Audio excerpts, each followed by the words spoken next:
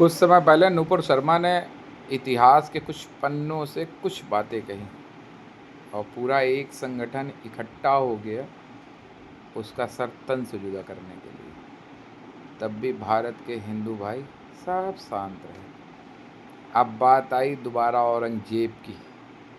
तो औरंगजेब से शुरू हुई और औरंगजेब के बाद पहुंच गई राणा सांगा तक।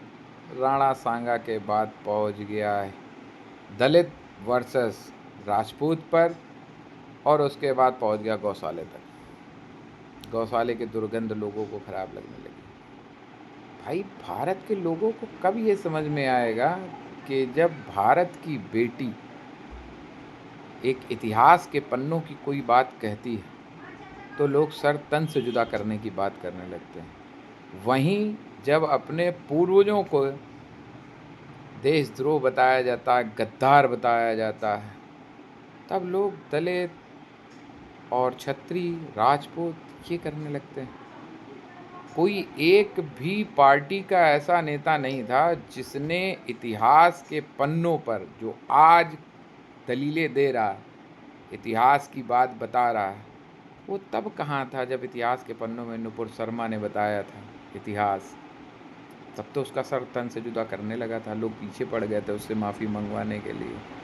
भारत के हिंदू ही पीछे पड़े थे। और आज जब राणा सांगा की बात करी गई, करणी सेना ने उसका विरोध किया, तो सिर्फ करणी सेना क्यों, सभी लोगों को, समस्त हिंदुओं को इस बात का विरोध करना चाहिए कि ये अपने पूर्वजों के बारे में ऐसा कहा गया, नहीं कहना चाहिए।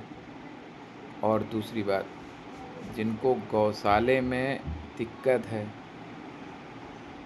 गाय और भैंस के गोबरों से बदबू आती है, उनके घर दूध नहीं पिया जाता है क्या? सोचने का विषय है। दूध की जगह कुछ और पी रहे हो क्या? कुछ और ही पी रहे हो, तभी आप लोगों की मानसिकता भी सड़ गई है। ध्यान दीजिए थोड़ा, इन लोगों से दूर रहिए। देश को ख़त्म करने में इन लोगों का बड़ा योगदान है। ये भारत के दूसरों को गद्दार कहने वाले स्वयं गद्दार हैं, और इन्होंने भारत के हिंदुओं को सिर्फ जाति के आधार पर तोड़ना ही सीखा है और तोड़ते ही रहेंगे। आप लोग सभ्यता का और अपने पूर्वजों के द्वारा किए गए कामों का थोड़ा सा मंथन करें, ध्यान दें और सनातन को आगे बढ़ाएं। भारत की हिंदुओं की ताकत बने और इतिहास के सही पन्ने पढ़ें जो सत्य है। सत्य यही है कि सनातन सदैव सत्य था और भारत का हिंदू सदैव एक रहेगा। एक रहेंगे तो भारत का कोई विघटन नहीं कर पाएगा। भारत के अंदर इस प्रकार के गद्दार लोग नहीं टिक पाएंगे। ध्यान दीजिएगा। आप सभी भाइयों को जय जय श्री राम।